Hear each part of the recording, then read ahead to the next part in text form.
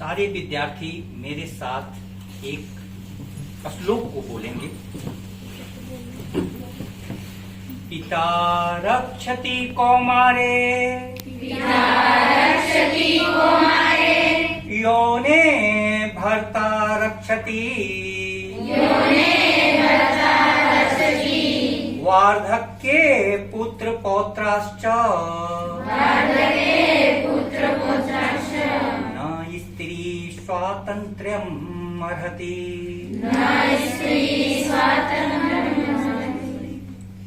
हरदेव जोशी राजकीय कन्या महाविद्यालय आज 25 नवंबर को महिला हिंसा विरोधी उन्मूलन दिवस, लड़की हिंसा विरोधी उन्मूलन दिवस, जिसको यूएनओ द्वारा अंतर्राष्ट्रीय दिवस के रूप में मनाया जाता है, उस पर विचार विमर्श कर रहा है।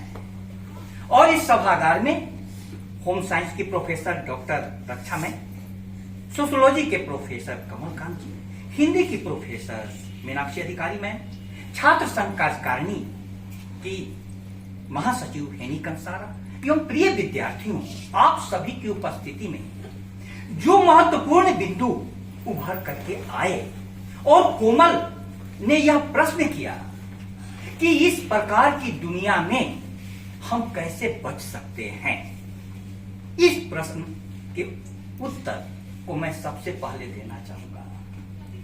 महात्मा गांधी जी ने जब स्वतंत्रता संग्राम की अलख जगाई तो घर से पुरुष ही नहीं निकले, नारियां भी निकल गई, बूढ़े ही नहीं निकले, बच्चे भी निकल गए।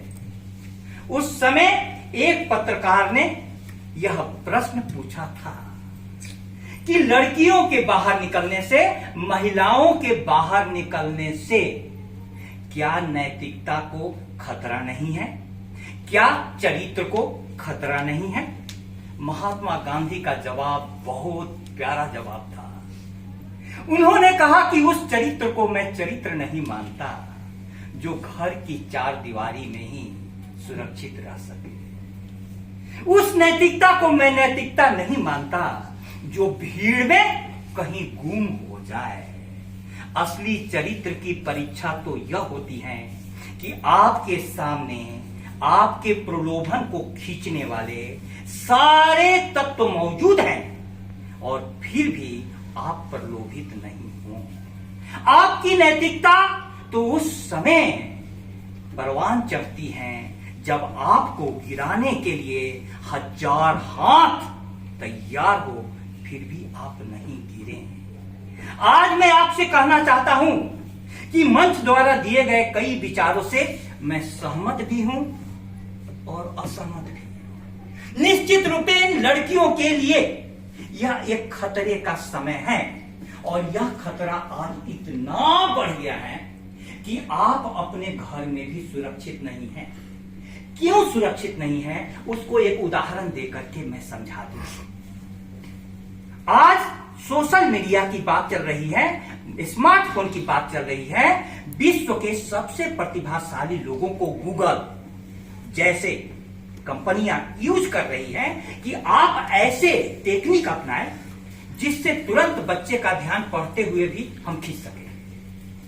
आप पढ़ रहे हैं, पढ़ाई कीजिए और बीच में एक अर्धनग्न या कोई अश्लील तस्वीर आ जाती है और तुरंत किशोरावस्था के बच्चे घर पर रहते हुए भी जैसे एक पत्ता हवाओं में तूफान के दूर चला जाए वैसे चला जाता है। आज यह जमाना है।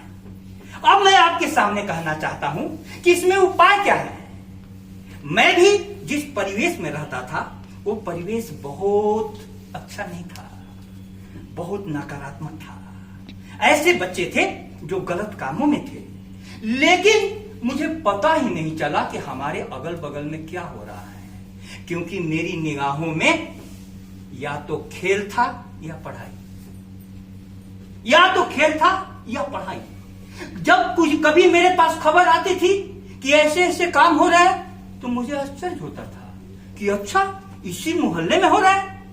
और उसी मोहल्ले में जहां पर पटना के सबसे खूंखार अपराधी रहते थे, मेरे प्रयास ने उन प्रतिभाओं को आकर्षित किया जो पटना के का नाम रोशन कर रहे थे।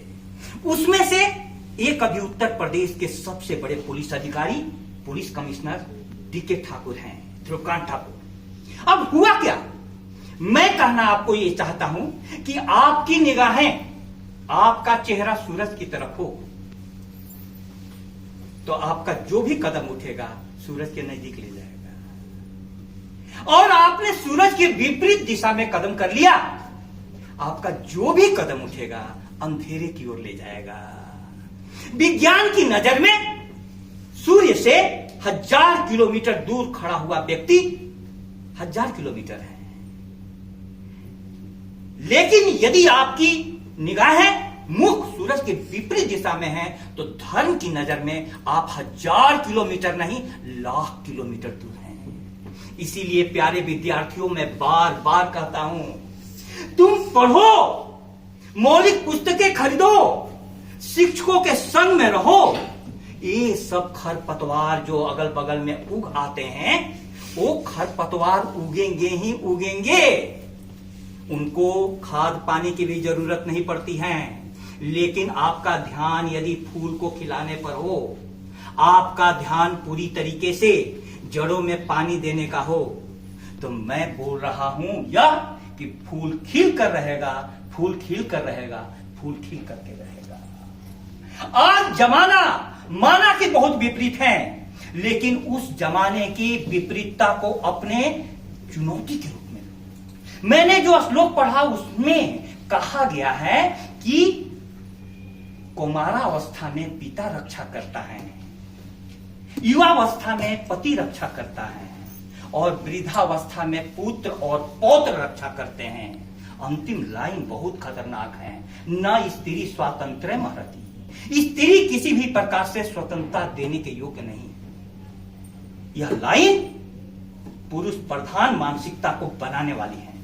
लेकिन मैं आपको कहता हूं, मेरी पत्नी भी कॉलेज में है, फिलॉसफी की प्रोफेसर है, वो लड़ करके घर से बाहर गई और वो सुनाती हैं। वो आपको इसलिए शेयर कर रहा हूं कि घर वाले ने बोला कि बाहर जाएगी तो तू बिगड़ जाएगी। बाहर तो जाकर के लड़कियां शराब पीने लगती हैं। उन्होंने कहा कि आप तो मेरे को किताब खरीदने का पैसा दे दो, शराब के पैसे नहीं रहेंगे तो शराब कहां से पिएंगे, किताब खरीदने का पैसा दे दो। और लड़ाई करनी पड़ी, पिताजी ने बोलना छोड़ दिया क्योंकि वो बाहर जा रही थी। लेकिन वहां से जाकर करके जब पूरे वहां फिलॉसफी में गोल्ड मेडलिस्ट हो गई, तो उस इलाके के सारे लोग अपनी बेटियों को अपने आप भेजने लगे, अपने आप बाहर भेजने लगे। मैं कहना क्या चाहता हूं, तुम्हारा एक कदम 1000 लड़कियों को कॉलेज भी बुलाएगा, और तुम्हारा एक कदम 1000 लड़कियों को कॉलेज में आने से रोक भी देगा। यही सब मैडमें भी किसी की बेटियां हैं, किसी की बहू हैं, किसी की मां हैं। सारी जिम्मेदारियों को निभाते हुए इन लोगों ने इतनी ऊंचाई कैसे पाई? क्या आपके समय में जो गंदगी है इन लोगों के समय में नहीं थी? क्या आपके सामने में जो चुनौतियां हैं उस समय नहीं था? उस समय भी था। लेकिन मैं कहना चाहता हूं यह कि लड़कियों की दुनिया है, ठीक है, लड़कियों के साथ ज्यादा अत्याचार करोगे, ज्यादा अनाचार करोगे, कैसी दुनिया होगी? सोचो जरा, कैसी दुनिया होगी। यदि मेरी बहन नहीं होती तो घर की सारी रुंझुन फीकी पड़ जाती। संगीत तो बजता है लड़कियों से। यदि घर में औरतें नहीं हो, घर का सारा सौंदर्य बिखर जाएगा। विज्ञान ने सारी सुविधाएं दे दी, लेकिन सौंदर्य आता है दोनों के मिलने से, लड़के और लड़की। अब सोचने की बात यह है कि वो मैंने कविता की एक लाइन थी, लिखी थी कि लड़की ने देख रास्ते को दूसरी ओर मोड़ लिया, लड़कों से ज्यादा जानवरों पर विश्वास कर लिया। किसकी बेइज्जती है? लड़की की? लड़के की बेइज्जती है। लड़के की बेइज्जती है। आज मैं पिछले 3-4 सालों से महिला महाविद्यालय में हूं। आखिर आप लोगों के साथ इतने प्रकार के प्रेमपूर्ण संबंध और इतने प्रशिक्षण वाले संबंध हर प्रोफेसर को ही नहीं, मैं विद्यार्थियों को भी विशेष निगाह से देखता हूं। कुछ सीखने को मिलता है, कुछ सीखने को मिलता है। कॉलेज आओ, सीखने के उद्देश्य से आओ। अब जरूरत आज किस बात की है? जरूरत इस बात की है कि परिवार रूपी संस्था को ठीक किया जाए। परिवार रूपी संस्था कैसे ठीक होगा? अधिकतर जो छेड़खानी करने वाले लड़के होते हैं उनकी प्रायः बहनें नहीं होती हैं, प्रायः बहनें नहीं होती हैं। लेकिन किसी को भी जन्म कोई देता है तो उस माँ बाप की जिम्मेवारी है कि उस बच्चे को ऐसा नहीं बनाए कि कल जा करके कोई ऐसा कृत्य कर बैठे जिसके कारण उसको फांसी के फंदे पर झूलना पड़े। फांसी के फंदे पर झूलना पड़े। कितना दर्दनाक दिन होगा माता पिता के लिए भी। इसीलिए परिवार को भी हम लोग जो कुछ भी आपको बोले, मैं चाहता हूं कि घर तक पहुंचे और आप अपने माँ बाप को भी लाएं। एक ऐसा परिवार के प्रति जागरूकता। हर बच्चे को यूं ही मत छोड़ दो लावारिस की तरह। माँ बाप को रास्ता दिखाना होगा। दूसरी जागरूकता, आप यहां देख रहे थे कि आज इस कार्यक्रम को कराने के लिए मुझे कितनी मेहनत करनी पड़ी। क्यों? कार्यक्रम आपके लिए है, फिर भी आपको नहीं पता था कि आज के दिन का महत्व क्या है। मैं इतना ही कहना चाहता हूं कि वह दुनिया बहुत बदसूरत होगी जहां पर सिर्फ लड़के होंगे। वह दुनिया भी बहुत खतरनाक होगी जहां सिर्फ लड़कियां होगी। लड़कियों ने इमेंसिपेशन मूवमेंट चलाया, मुक्ति आंदोलन, पुरुषों से मुक्ति। ठीक है, आप जिस दोस्त के साथ रह रहे हैं उससे मुक्त, लेकिन वह पुरुष आपके पिता के रूप में घर में मौजूद है, आपके भाई के रूप में घर में मौजूद है। आप उनसे कैसे मुक्त होइएगा? नहीं मुक्त हुआ जा सकता। तब दूसरा आंदोलन चला, नारी समानता आंदोलन। हम लड़कों से कम नहीं है, लड़कियों के समान। हम लड़कों से कम नहीं है, लड़कियां बोलने लगी। उसमें क्या हुआ? लड़कियां जींस पैंट पहनने लगी, लड़कों के समान आचरण करने लगी। फिर लड़कियां पीछे हो गई। तीसरा आंदोलन हुआ सशक्तिकरण आंदोलन। लड़कियों को बड़ा पद दे दो, लड़कियों को उस जगह पहुंचा दो। किरण बेदी पहुंच गई, कुछ गिनती के पहुंच गई, बाकी सब लड़कियों का क्या हाल है? क्या हाल है? सबसे महत्वपूर्ण आंदोलन जिसमें शिक्षा जगत की भूमिका महत्वपूर्ण होगी वह है संवेदना को जगाने का आंदोलन। उसी संवेदना को जगाने के लिए कैसे कैसे शास्त्र लिखे गए हैं। मैं एक बार मनुस्मृति पढ़ा रहा था, उसमें लिखा हुआ था कि स्त्रियों को वेद पढ़ने का अधिकार नहीं। मैं तो रात भर सो नहीं पाया। ठीक क्या बोल रहा है मनु महाराज? तो मैंने एक कविता लिखी, शास्त्र कहते हैं तुझे वेद पढ़ने का अधिकार नहीं, मैं कहती हूं मुझे वेदों की कोई दरकार नहीं। हटाओ ऐसे वेद को। जिस धर्म का वेद शब्दों में बखान करते हैं उस धर्म को हम जीकर जगत को बयान करते हैं। स्त्रियां वेद में जो लिखा हुआ है उसको जीती हैं, सिर्फ पढ़ती नहीं है। भले ही पढ़ने मत दो, जी करके, क्योंकि बच्चे को जन्म स्त्री देती है, बच्चे का संस्कार स्त्री माता देती है। रावण और राम में अंतर था सिर्फ माता का। एक को कौशल्या माता मिली, दूसरे को कैकसी। कैकसी ने महत्वाकांक्षा जगाया, रावण पैदा हुआ। कौशल्या ने प्रेम जगाया, राम पैदा हुआ। बुद्ध बनने की हमें कोई ख्वाहिश नहीं है, साधना की कहीं कोई नुमाइश नहीं है। लोग कहते हैं कि स्त्रियां बुद्ध क्यों नहीं बनती है, महावीर क्यों नहीं बनती हैं? अरे उनका घर का काम देखो, बुद्ध की तपस्या से और महावीर की तपस्या से ज्यादा है।